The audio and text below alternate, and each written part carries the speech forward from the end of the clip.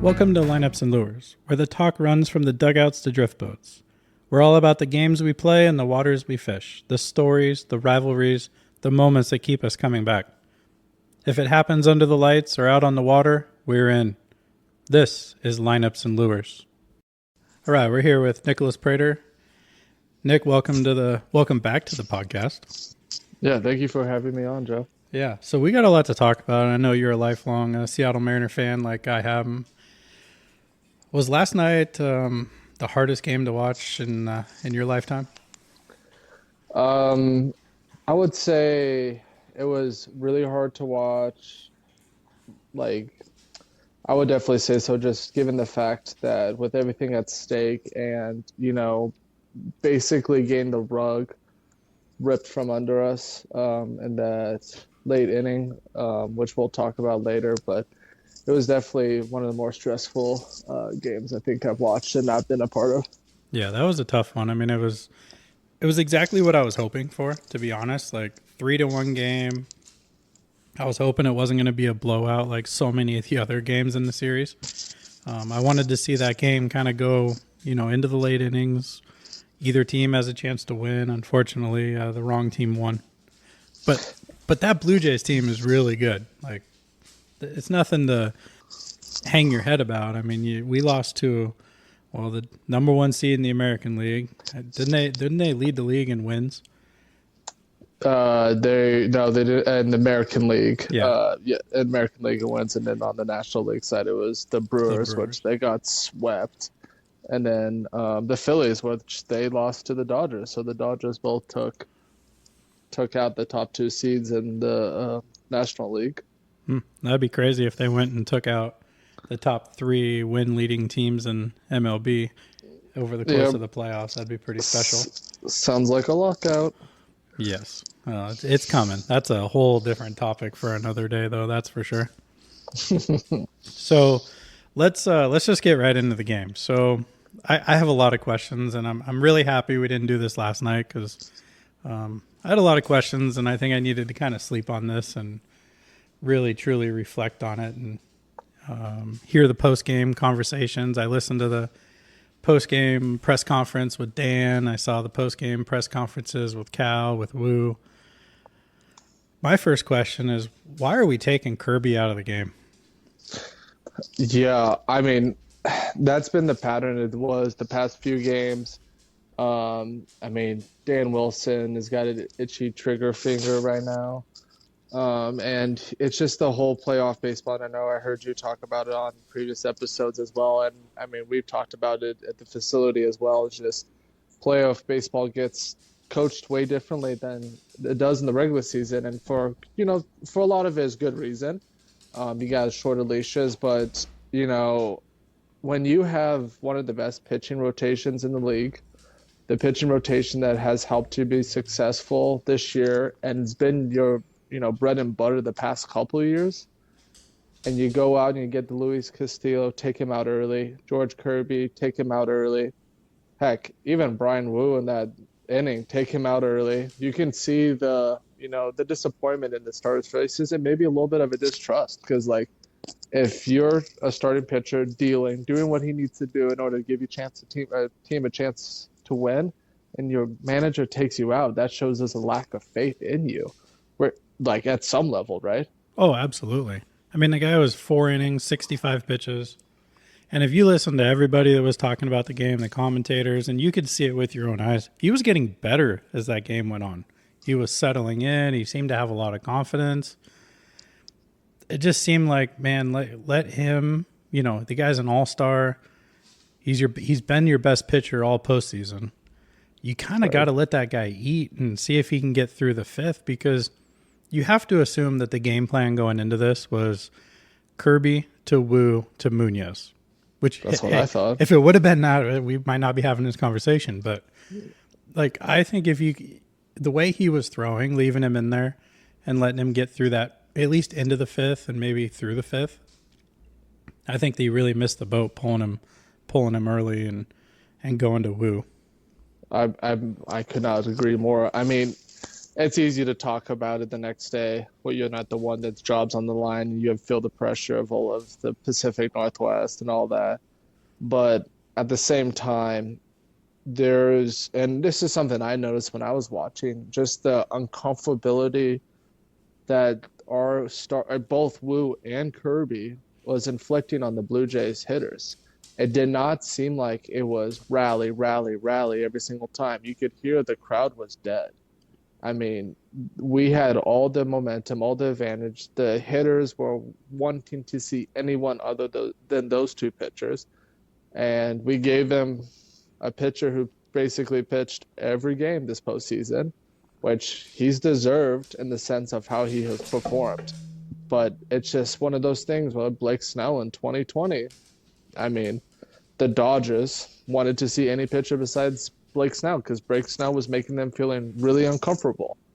Once they did, the floodgates open up. Very similar situation here. I mean, it's just you see it time after time, and it's kind of really frustrating to watch, and it hurts a lot more being a fan, of course. Yeah, absolutely. And Kirby had multiple pitches working. Like his curveball was going, like the two seamers were working. The split with all of his stuff was on. And then to make that change, and like you said, I think there was that sense of relief from Toronto, and like, oh man, we don't have to face this guy anymore. And even though we brought in Wu, who's, was an all-star this year, one of our better arms, he throws all fastballs. And the Blue Jays are a great fastball hitting team. And, well, what did they do? They welcomed him right into the game with some hits. They did the same thing in Game 5. A couple leadoff walks. Like, you could see he just wasn't comfortable out there. But even with that being said, then we go quick hook in the 7th instead of letting him try to finish that. Like, you've seen him do it time after time. He had the most 6+ inning starts this year by a mile. Yeah. And I think he tied a record of it, or he was about to tie a record of it for all time. So clearly this guy knows how to get out of jams. He's did it for you all year. I understand that you're worried about his pec injury, but if he's over there still pumping 97, 98 with sink, and then, I mean, that sequence he had to George Springer the first time he faced him, it was literally picture perfect. I mean, sinker in, sweeper away. It's like textbook. Like it's as old as it gets. Hard in, soft away. And, he just looked very comfortable once he got in the zone. I mean, that you had a quick 1, 2, 3 inning. He's feeling good. Got a couple runners on, bunt him over, and then just pull him. But regardless of the fact, why don't you put in Munoz there? Hey there, I'm Chad with Jackson Painting and Remodel, and if you're looking to give your home a fresh new look, you've come to the right place. Whether you need a bold new color for your living room or a fresh coat to brighten up your home's exterior, my team and I have got you covered. We specialize in both indoor and outdoor painting, using only the best materials to make sure your space looks amazing and stands the test of time. If you're ready to transform your home, visit jacksonpainting.com. I'd love to come by, chat about your ideas, and give you a free estimate. At Jackson Painting and Remodel, we don't just paint, we make your vision a reality. Again, visit jacksonpainting.com or call 503-620-2600.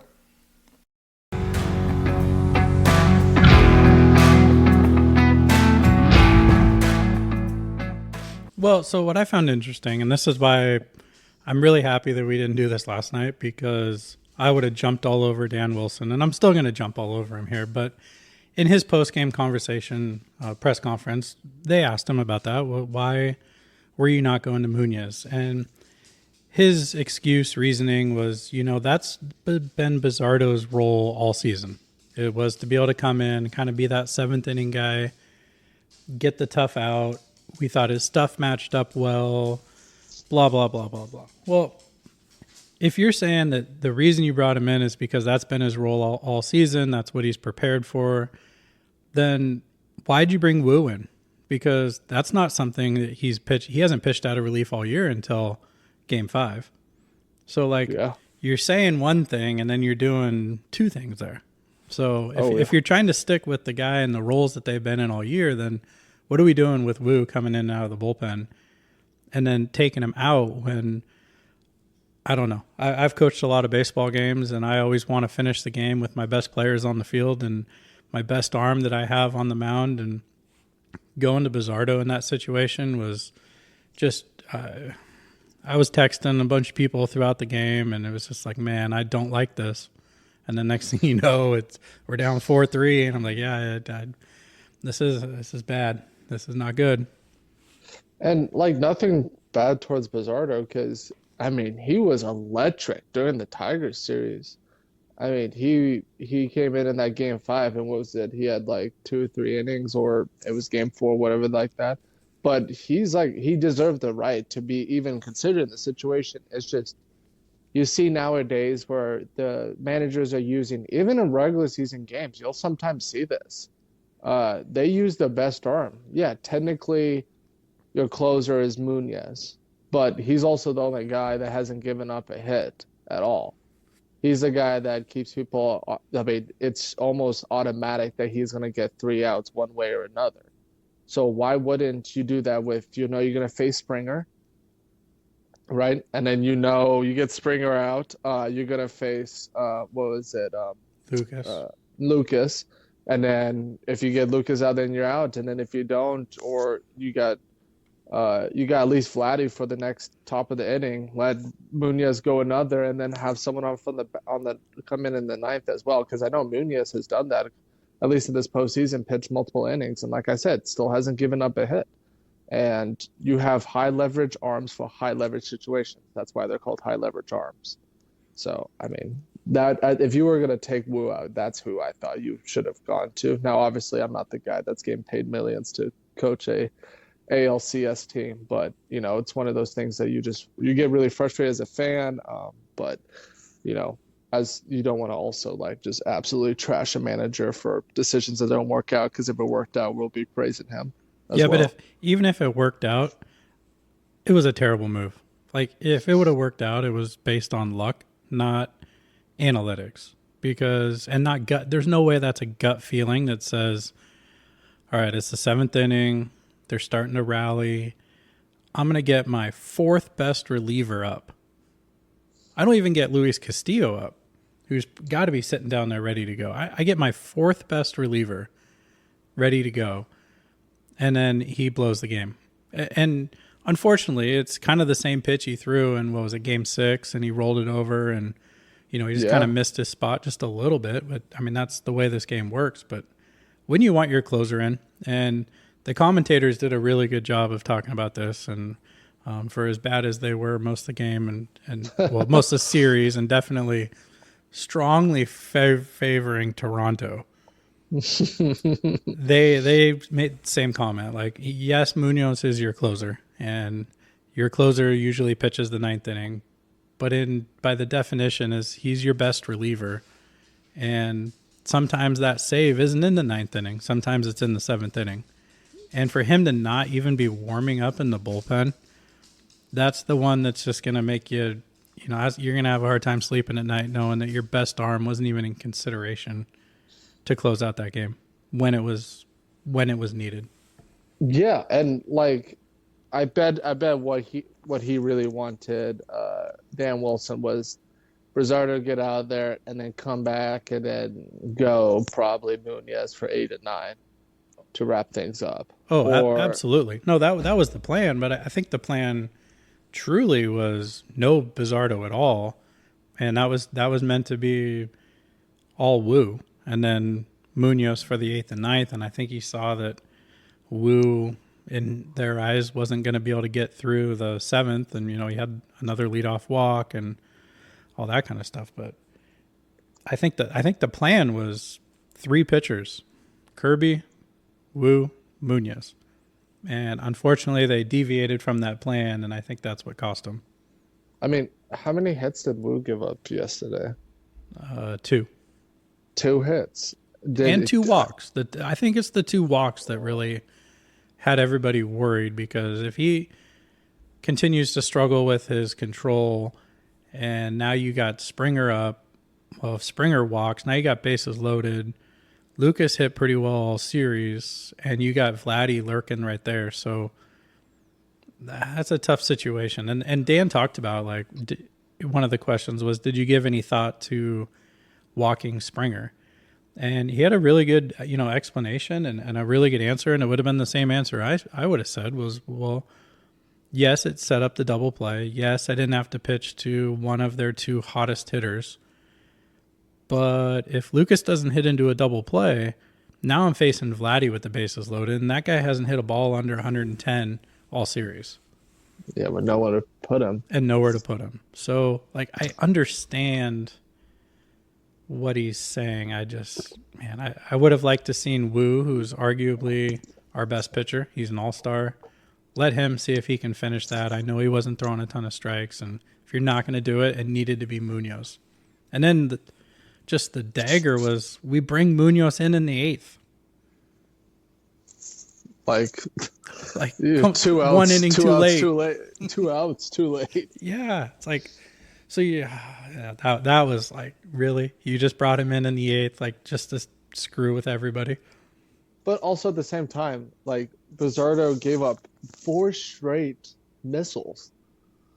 And it was barrel after barrel after barrel after that. And it's just like, this guy doesn't have it today. Now, obviously, Bizzardo's got to come in and throw strikes, but that's a lot of pressure to put on a guy who, I mean, he's not a huge name reliever. I think he definitely made more of a name for himself now than he has ever. Pitching pretty well in the postseason this year. But, you mentioned, Wu was, a little bit all over the strike zone. But, Blue Jays they attack the zone. Their hitters swing early. So I personally, watching the game, did not feel like those hitters against Wu especially weren't very comfortable. I felt almost kind of safe. Like, even like, yeah, we got second and third and 1 out. We're like, shoot. But I still felt comfortable with Wu doing it because he's been our guy. Our whole fan base has been waiting for Wu to come back, to pitch in the postseason. Didn't pitch at all for the first 5 games in the ALDS. Didn't pitch until midway, later on in the ALCS. And we're like, finally, Wu, this is the guy we need. Our pitching rotation's going to be set. And, he can always, he can go into bullpen, or you can always throw stars in there because now you have 5 or 4 bona fide starters to go in a 7-game series. Like, this is what you planned for, right? But why wouldn't you let your best guy that's already in there, and he doesn't have to feel the strike zone anymore, doesn't have to, he doesn't have to get the feel for his spinner anymore because he's already been in the game. Yeah, unfortunately, that's a question that I think is going to follow Dan Wilson throughout the rest of his coaching career, and probably be asked by every Seattle baseball fan for the next, however long it takes for us to get back to the World Series, to the playoffs, and then the American League Championship Series. So hopefully it's not 24 years. That would be rough. That would be rough. Now, I know Jeff Passan thinks that this is the beginning and not the end, and that we have set ourselves up really well, which going to my next point. So, all right, I got a question for you. So we got Josh Naylor, we got Eugenio Suarez, we got Caleb Ferguson, and we got Mitch Garver, who's on an option deal. All the first 3 are free agents this year. Who do you keep and who do you not? Portland Baseball Club's Total Player Program is the ultimate all-around training experience. Hit harder, throw faster, field cleaner. Every session is built to develop the complete player, from mechanics and strength to mindset and confidence. Work with PBC's top coaches in a small group setting and track your progress week after week. Become the total player your team needs this upcoming season. Sign up now at portlandbaseballclub.com.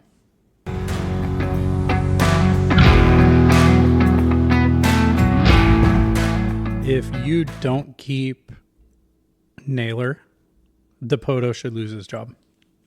Absolutely. Suarez, he's great. He strikes out a lot. He almost hit 50 home runs in the regular season. We really shouldn't have let him go. But I can definitely understand that situation.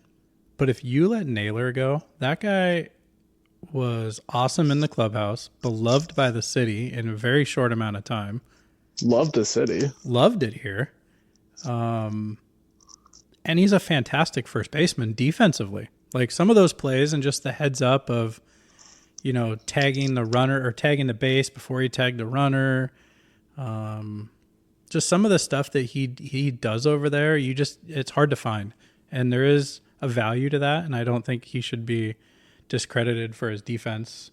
He gets on base. He got a little home run happy there at the end of the year, but man, that's a guy that you have to keep. And when you look at the Mariners farm system, there is not a first baseman. We traded our first baseman away, Locklear, and he's a flop. I mean, let's just be honest here. Like as soon as they made that deal, they brought him up to the majors, and I think he hit like below $150 with not a lot of power, finishing out the season. So he wasn't the answer. We have to keep him. And I was seeing numbers of like 3 years, $55 million, somewhere in that neighborhood. That's a deal. Young guy. I'm doing that deal. I mean, I felt it's one of those guys where you watch a baseball game like, oh, this guy knows what he's doing. The only knock I have is that why was he going to third base on that first and second with 2 outs? What was that, game 5 or game 6? Yeah, not his best base running. I mean, he is the second slowest guy in the big leagues. Yeah, like now that I'm wondering, was he getting told to go, or at that level you just go or you don't go? So, I mean, that was like my biggest blend on him. But even what he does, like on second base, where he's at least he's doing stuff in order to give his team an advantage in a way that he sees fit. And smart baseball players find a way to help their team have an advantage, and that's exactly what he does. Like you said, I mean, they love him in there. Fans love him. He also rakes. Like how many multi-hit games did he have in that in the best of 7? Well, like big clutch hits and only good guy at-bats. that was hitting. Only guy that would hit in Seattle during that game 3 and 4 felt like at times. And I mean, it's just he's a guy you absolutely have to have, because that fills up one of the holes that you've talked about all year long when Rowdy Tellez was our starter for some time. Yeah, this free agency is going to be tough. I mean, what do you think about Suarez? You got Ben Williamson who came up, but he's not a power hitter. Like, I don't think that guy's going to hit 60 home runs or 50 home runs in the next 2 seasons, 3 seasons, let alone in 1. Yeah. He is a good defender, but Suarez is pretty good. I mean, he obviously made some bad plays in game 6 and, whatever, that's going to happen. But, man, I think you need to bring Suarez back. I mean, he's probably in that same $15 million a year type neighborhood. I think you got to have those 2 back. That's why you made that deal. Let's run it back next year. And same deal. We have Williamson, and then we don't really have another third baseman that's major league ready. There's been talk about moving Colt Emerson from shortstop over to third, but how much longer is JP going to be around? He's not getting any younger. Yeah, actually, I think JP is. I just saw here JP is it's after the 2026 season. So, yeah, so he's entering the last year of his contract. Yeah, so you kind of need that next shortstop, and yeah, I would keep Suarez around. And Caleb Ferguson, he looked like a fish out of water in the playoffs. He got absolutely lit up in his limited opportunities, and it just seemed like he really regressed once he got to Seattle. I mean, we talked about it when we acquired him about his stuff, and just the analytical piece, the biomechanics was kind of off the charts and super cool tunneling and all these things. And then when he got into the playoffs, it was not effective at all, and that's why you didn't even. I mean, he wasn't even in the top 3 or 4 guys coming out of the pen. Yeah, I mean, yeah, because it was Gabe Spires. I mean, like, what is it? Gabe Spires, 2-pitch pitcher, fastball slider. I mean, you ride him all season long as Dan Wilson really trusts his bullpen, which is not a bad thing. It's just how do you manage it? And then you get into postseasons. Every time you see a lefty, it's going to be a fastball slider. And obviously, Kerry Carpenter got to him. And, he wasn't as effective on left. And as we talk about, like, big league hitters are big league hitters for a reason. If you show them the same thing multiple times, they're going to make an adjustment. Like, the same thing with Springer. He got out the previous day on a sinker, same spot, roll over to third base. Earlier in the game, I think he hit a chopper or whatever. Then he made the adjustment because he gave him the same look. Same situation there. You keep riding the same reliever, Inspire, then his effectiveness goes away, especially with the 2-pitch pitcher, because now as a hitter, there's 2 options. There's not 3 or 5 options, which it seems like a lot of pitchers throw nowadays. If we go back to just talking about the playoffs, one question that always lingers for me is, why is the game managed so differently during the playoffs than it is during the regular season? Because like you said, I mean, how many Mariners starters went more than 4 innings in the postseason? 2? Maybe. I think we had a 6-inning start out of Kirby. I think Bryce Miller went 6. Like, all regular season long, our starters went minimum 5. Most of them went 6 or 7. I mean, look at Wu with 24 straight starts going 6+ innings. And then we get to the postseason, and it doesn't matter if it was a 3rd, 4th, 5th, first sign of any sort of adversity, we're yanking our starter, who's a starter for a reason, because he can get through a lineup 2, maybe 3 times. And then we, like you said, we bring in the same relievers. They're pitching every game of a 7-game series. I mean, I'd have to go back and look, but I assume that Spear, Brash, Bizzardo pitched in 5 out of the 7 games? Sounds pretty close. So you're telling me that no matter how wicked, nasty Brash's slider is, when those hitters have seen it 4 times in a week, they're gonna hit it. They're gonna figure it out. Which is, and I get the whole, like, each game means a lot more. Each game means a lot more, but your bullpen was kind of rested for today. Yes, because you kind of got semi blown out last game.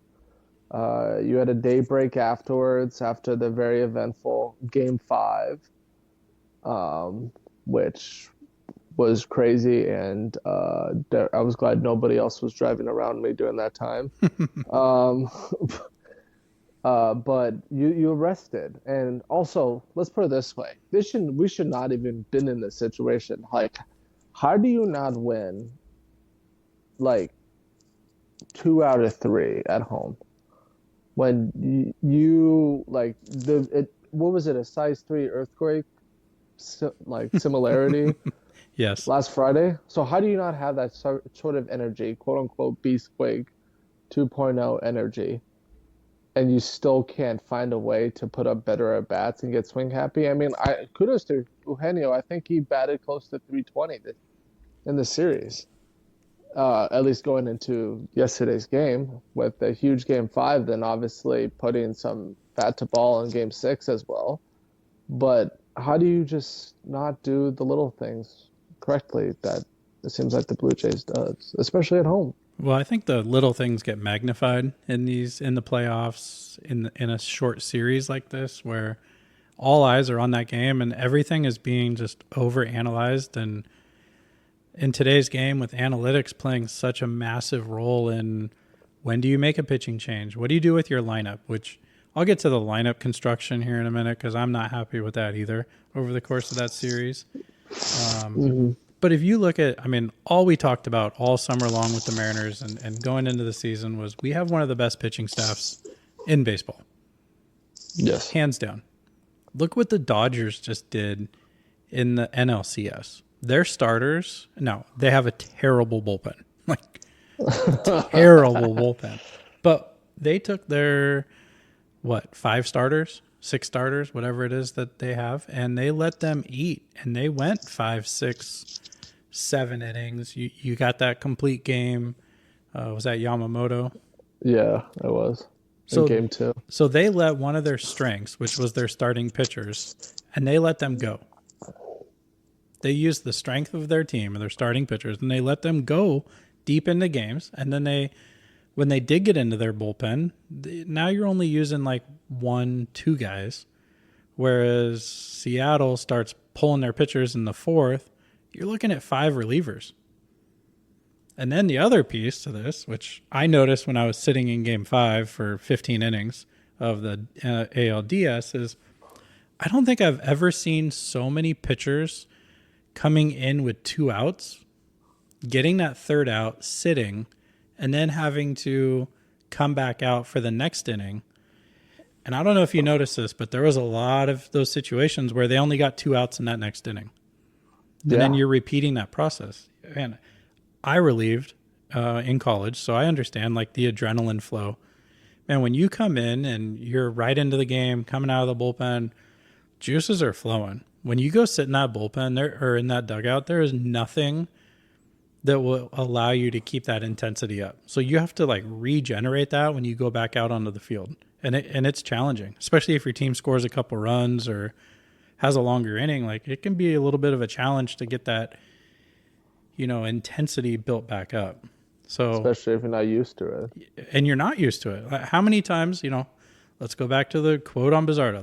That's been his role all season. This is what we've done. Well, how many times have you asked your relievers to come in, get the 3rd out of an inning, and then try to get a clean inning the next inning? And not just any relievers, Brash, Spear, Munoz, like your high leverage guys are now being asked to, again, do things that they're not used to all season. It's just, I love playoff baseball. I love the intensity and everything, but the way it's managed so differently just makes me want to pull my hair out. That's so funny and on so many levels. But so let's talk about lineup management and what we were doing with our lineups. Why in the world is Canzone in there? Righty lefty? I don't know. I mean, I thought during the regular season, Canzone really proved to himself that he deserves to be on the postseason roster. I mean, about 300, he had so many clutch hits, especially down the line, especially coming down the stretch of the season. I mean, he had that 3 home run game. Okay, he had one game. Game. Absolutely. So who do you put, Luke Raley? He didn't even sniff the field the entire playoffs. What if he... Well, he wasn't even on the CS roster. Right?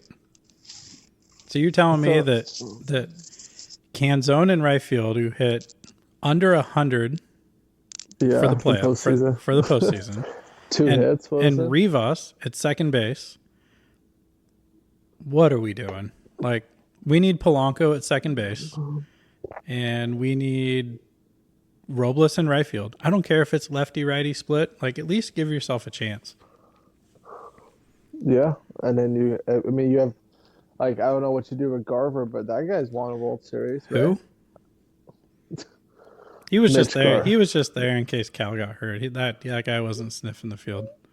I mean, he had it's because the Blue Jays didn't have a ton of lefty relievers. So Garver never really got the shot like he would. He played a lot more in the Detroit series for sure. He did. I think he played in the games we lost. It's fair. One of those where you're just looking at the lineup and you're like, what? No, we... It was what would you have done?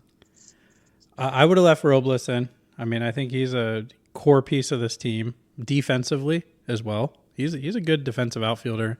He saved that game against the Astros on that sweep. Well, Andy's got a strong arm, so maybe a guy doesn't go first to third, whatever. Polanco should have been playing second base the entire series. How much did the Blue Jays tinker with their lineup? Not very much. They ran the same 9 guys out there, and I think that also plays into the comfort piece. That when we talk about the relievers coming in, they've seen them a bunch. Well, when the same 9 guys are going out there every game, they're going to build a little confidence too because they've seen those pitchers before. But yeah, Rivas got that hit in the DS to tie that game up. I mean, that was awesome. That energy and experience was crazy. He's not an everyday postseason player. No. So I feel like we left a little on the table with our lineup construction. I would have ran the same 9 guys out. I would have had Canzone ready for a pinch hit opportunity. Him and Garver should have been pinch hit opportunities, but Robles should have been on that field a little bit more. Unless maybe he was banged up. There's things we don't know. Yeah. Like, I wondered that a little bit with why did Polanco all of a sudden stop playing the field? Because they wanted to get Rivas at second base so that Robles was out of the lineup. Because it was all the matchups. We got to have a lefty hitter in there, and Mastroboni, no, Canzone, I guess, and I didn't know Rayleigh wasn't on the ALCS roster, but I would have liked to had him having an opportunity. Yeah, I don't understand because that's one of the things that you see with like these other teams. Who was our Marco Scudero? Who was our Tommy Edmond? Who was our Johnny Gomes? Like, who are these guys that, they're not the most flashiest regular season players, but when it comes push to shove in postseason, they know what to do to get the job done. Like, heck, Ernie Clement batted pretty close to 400 all the postseason. Yeah, IKF playing second base. He was great. Jimenez had a bunch of big hits. Oh, don't even get me started. It just felt like for that Orioles lineup, Clement, Berger, IKF, and Jimenez, one of those guys seemed to hurt us every game. And you look at the bottom of our lineup and, Crawford, Canzone, Rivas. That's not putting fear in any pitcher. Not at all, and that's always been the issue with the Mariners. I mean, at least now it was 1 through 6 or 7 that was like, oh, these guys can put a charge into a ball we got to worry about. Whereas the years past, it was like 1 through 5, 1 through 4. So at least we had a little bit better than average players out there. But like you said, the tail off was crazy. If Julio didn't get on base, or Cal didn't hit a home run, or Naylor didn't get on base and steal third magically, and then create havoc that way, it felt like there was not many opportunities to get hits. I mean, Crawford finally got a sac bunt down the other day, and it's just you got to figure out a way how do you make your outs productive if you're not going to get on base, and they clearly didn't do that. And I know I've talked to you about this in the facility. Like when I was at the game, the first game, even my girlfriend was like, "Why are they trying to swing for the fences on like 0-2 and they're striking out so many times while the other teams just hitting laser beams everywhere, and moving runners over, actually trying to get on playing with the baseball." So it was just, just the immaturity, and maybe this is an experience thing, but I don't know.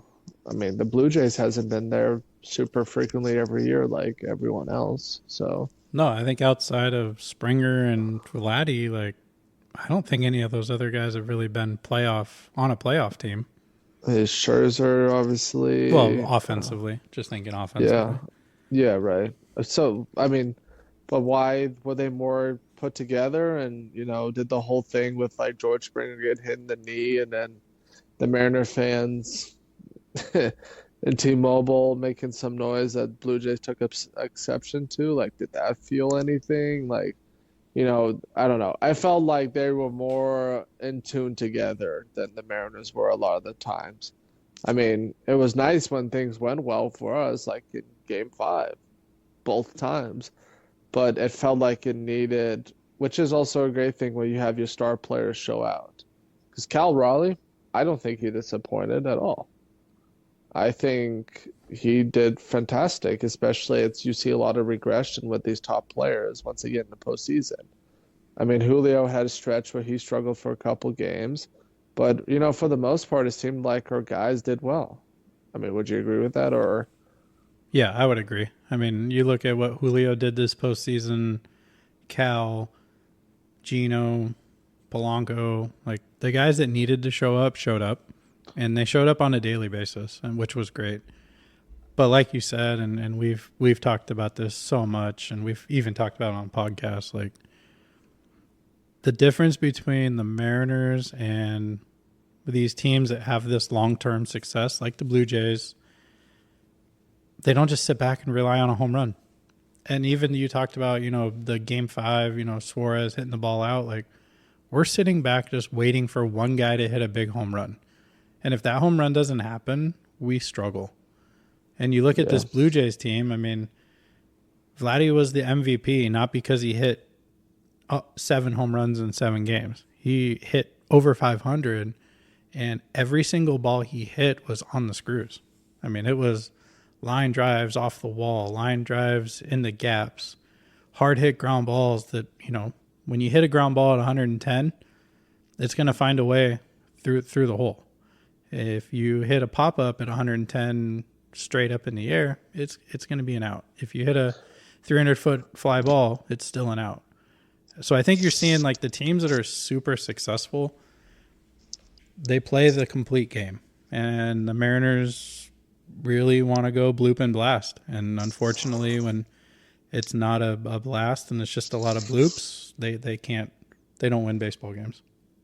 All I gotta say is though they made T-Mobile look not like a pitcher's park at times, with how many home runs was hit there over the course of the playoffs. Well, that stadium definitely does play differently when the roof is open versus closed. That is very true, but yeah, because I mean, how many times? I mean, because the Blue Jays said, "All right, you guys can hit home runs. We'll hit 5 of them, or whatever they did." That game 3. Was it? Yeah. So, but also one thing you talked about, you train your players to be in a routine, and which is the reason why Max Scherzer started, because he's a very, he's a creature of habit, and he came out and dominated against the M's on last Thursday. Like, they trusted him. John Schneider trusted the pitcher. John Schneider was coming out saying, "Hey, we're going to, how you feeling?" He says, "Get back in the dugout," and plus other choice words. Like, that's you trusting your pitcher that he's going to get the job done. And what that does as a manager, it also, like, says, well, I'll take the guy who's super confident right now, who's in the game, who's really, he's in the flow of the game. Like, these relievers have to come in from cold. Well, not cold, but you get what I'm saying. It's so hard to replicate that while you're warming up in the bullpen. And it's just being a trusted guy. Like, you have Luis Castillo for a reason. Like, why don't you trust Castillo more? Yeah, what did he throw? He got into the third, and we pulled him at 48 pitches, and then we don't even see him again in the series. Like, why? What they said about Castillo was that even after a bad outing, a good outing, anything in between, he would always stay and talk to the media afterwards, right? He didn't stay this time when the media was allowed to go. And interview the players, and you could see the expression on his face and how he was in the dugout. And I'm sure he seems like a pretty private person anyway, just based on outside view looking in. But aren't you supposed to trust these guys that you're paying a lot of money to? Yeah, and you can understand the frustration. No, I don't think we need to really worry about Castillo, because I think he's going to be traded this offseason. Oh, absolutely. But probably now more than ever. Yeah, I'm sure he's probably asking for a trade. But to kind of put a cap on this, unfortunately the season ended in a Game 7, but it is the furthest a Mariner season has ever gone. We were 9 outs away from playing in the World Series. We have who should be the MVP in Cal, had a great season. Julio had a great season that I would hope shuts up some of his doubters that, he's not the face of the franchise and a cornerstone player. He put up some great numbers, both old school and new school statistics. His WAR was fantastic again. And if we can bring back a Naylor, if we can bring back Suarez, I'm really excited about this team for next year, and think that we have an opportunity to be the favorites in the West, which would be awesome. That hasn't happened in a long time. And I think betting odds should have us, looking really good for a trip to the World Series next year. Yeah, I mean, Fangraphs had us this year as the highest, possibility to winning the World Series, just before postseason time. And, you're still going to have your young arms. Now, the question is, where is Emerson Hancock going to fit in all this? Because he was MIA during the postseason, and when he came in, he didn't look great either in that blowout game. I mean, Bryce Miller looked great. I mean, I'm going to use that as an example this year when I'm talking to the PBC kids about, like, minimizing. Guy gave up a first pitch home run in game 1 of the ALCS after the 15-inning affair. Like, you have all the reason to break down and kind of just lose your focus, but instead he goes and throws. Eliminated. Well, how many innings did he go there? Like 5 or 6 innings? Yeah, I think he like went that. 6 innings and only gave up like 1 or 2 hits over that entire time. Yeah, after giving up that first pitch home run. I mean, like, that is the definition of minimizing. And it's a great example to show even kids at any level that, regardless if you get bases loaded, no outs, and you allow a run, like, a lot of people would get pissed off at that, right? I mean, like, dang it, I gave up a run. But guess what? You only gave up a run when you could have given up 3 or 4 or put up an even more crooked number as well. So, like, there was a lot of good growth out of him as well. Gilbert looked tired. At least his pitches were definitely floating over the plate a lot more. And Kirby he's gonna learn from these experiences, because I mean, he got hit around a little bit at a couple times where he wasn't expecting it, but he's still still a couple of years into the league, right? So I mean, I like our young arms. I mean, what's one thing do you think we need to improve on for next year? Ooh. One thing.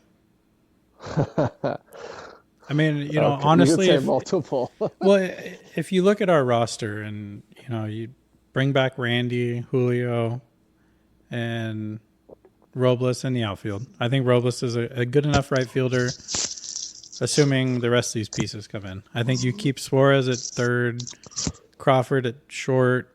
Polanco is going to be expensive, I think. He has a player option, I think, for $6 million for this year. Or for this next year. So I'm assuming he's probably going to opt out of that and try to get a little bit more money. So second base could be open.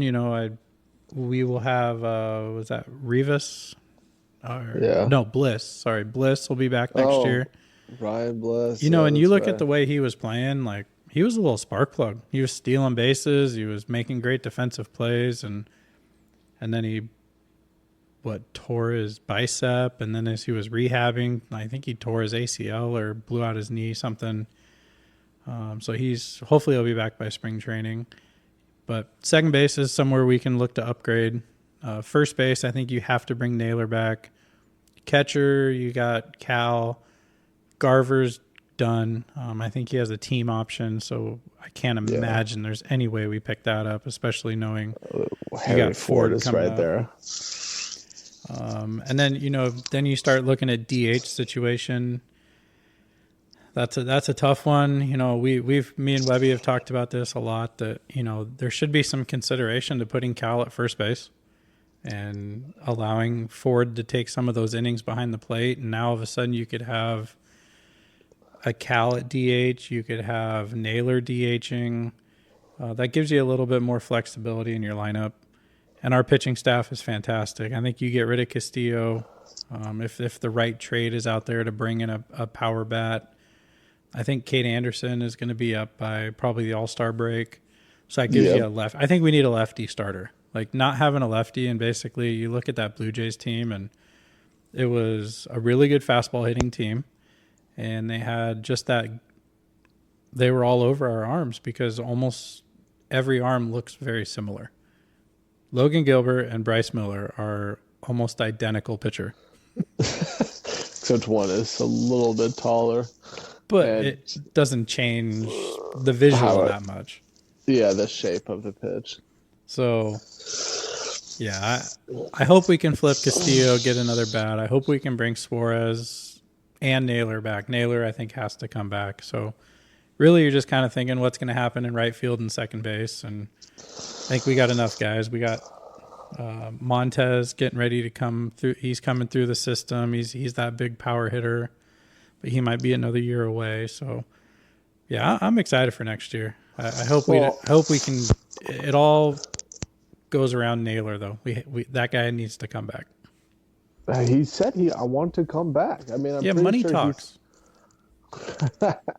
Yeah, you got to pay the guys, which Dipoto has always been like, let's not go out there and get it. I mean, even Cal admitted in the interview with Tom Verducci before one of the games, he was like, yeah, you really spoke out against Dipoto not necessarily going out and giving the team a chance to win. He says, I'll give him credit for actually going out and getting us a chance to win.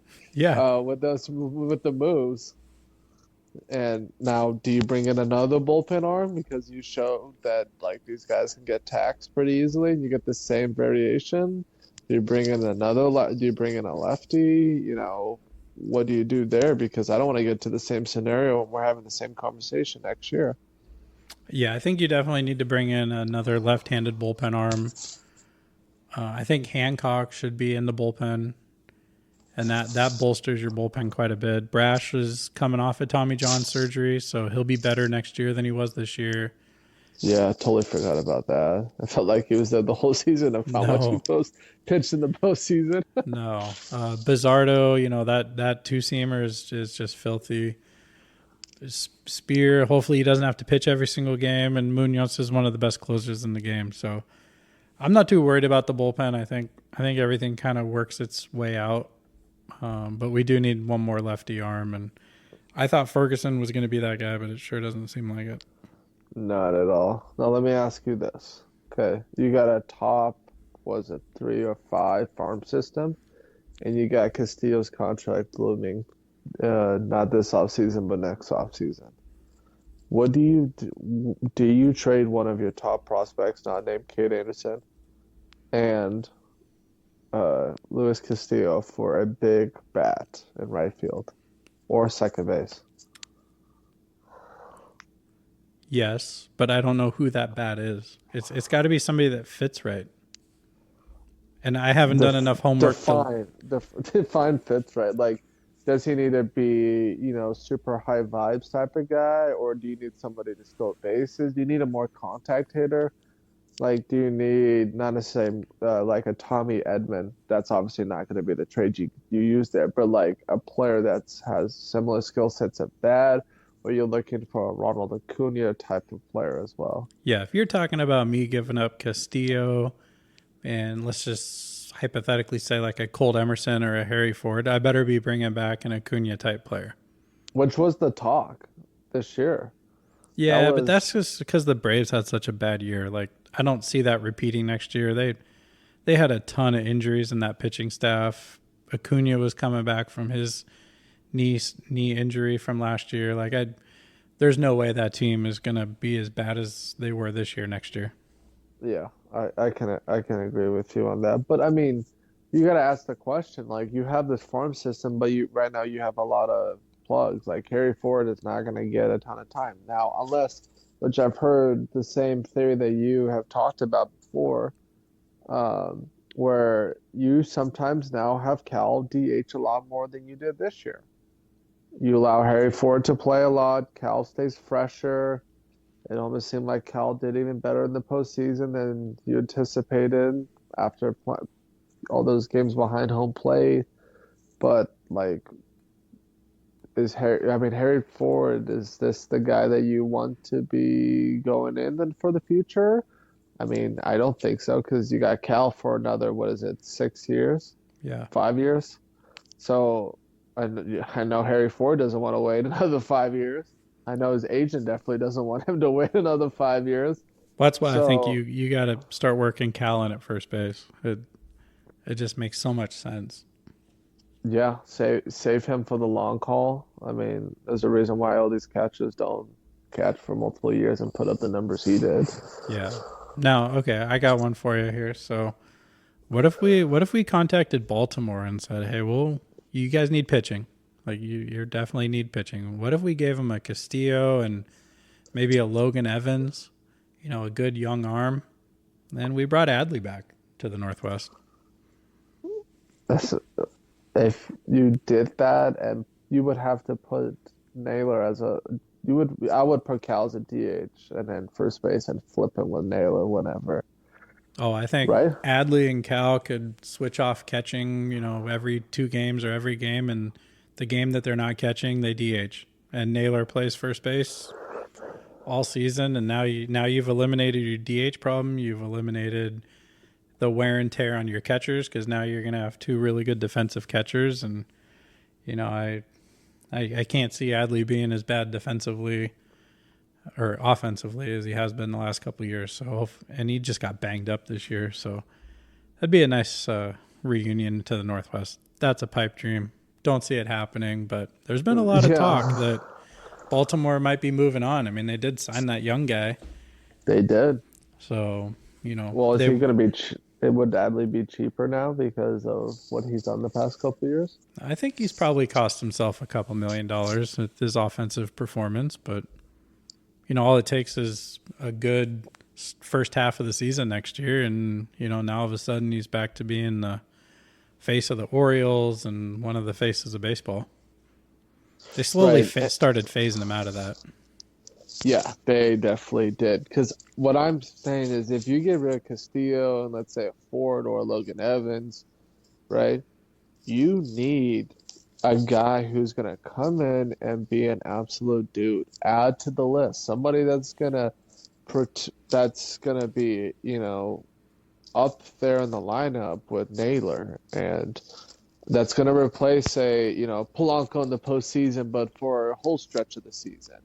You saw a lot of ups and downs with Polanco, but I was very happy to see what he was able to do. But we talked about that name recognition.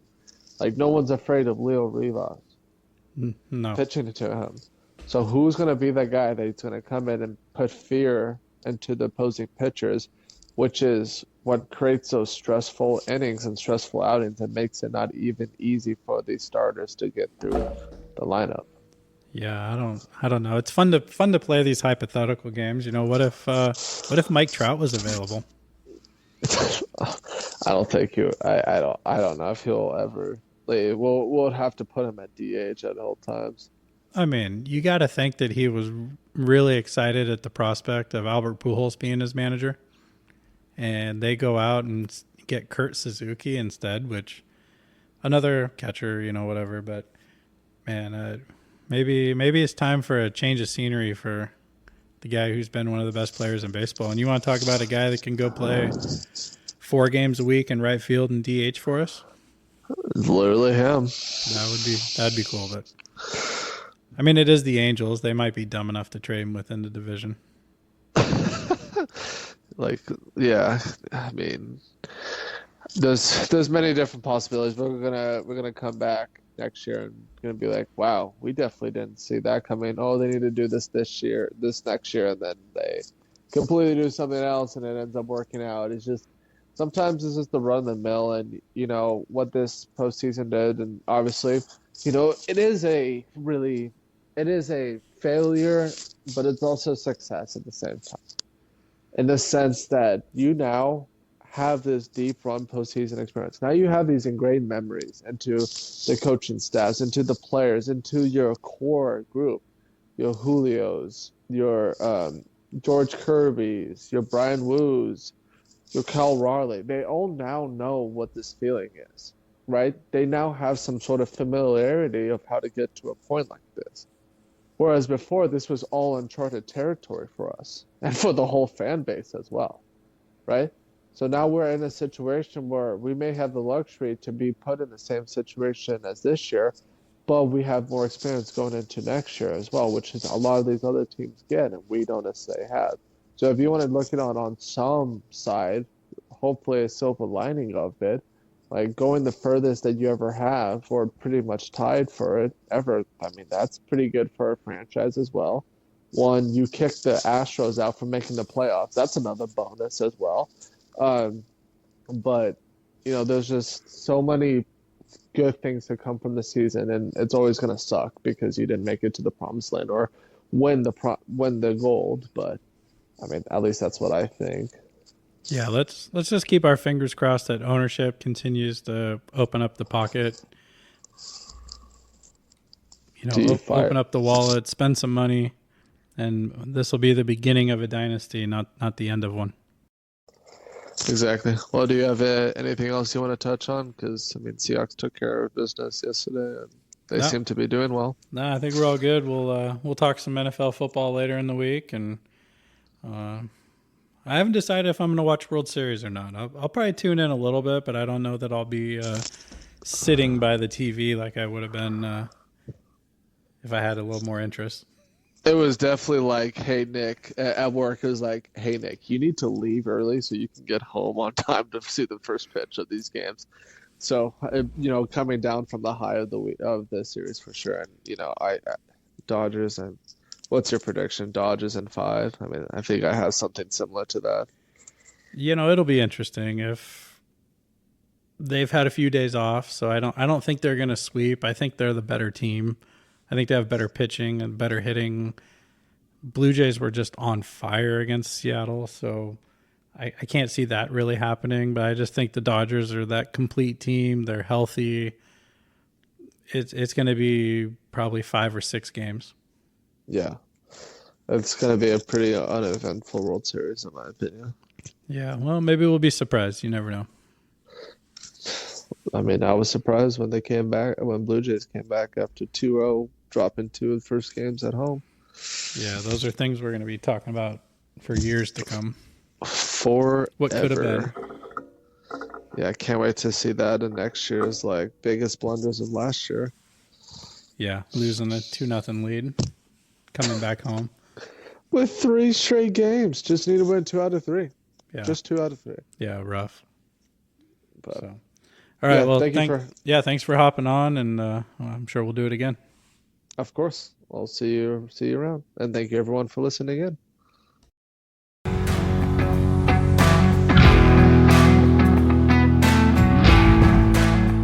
Enjoyed Lineups and Lures?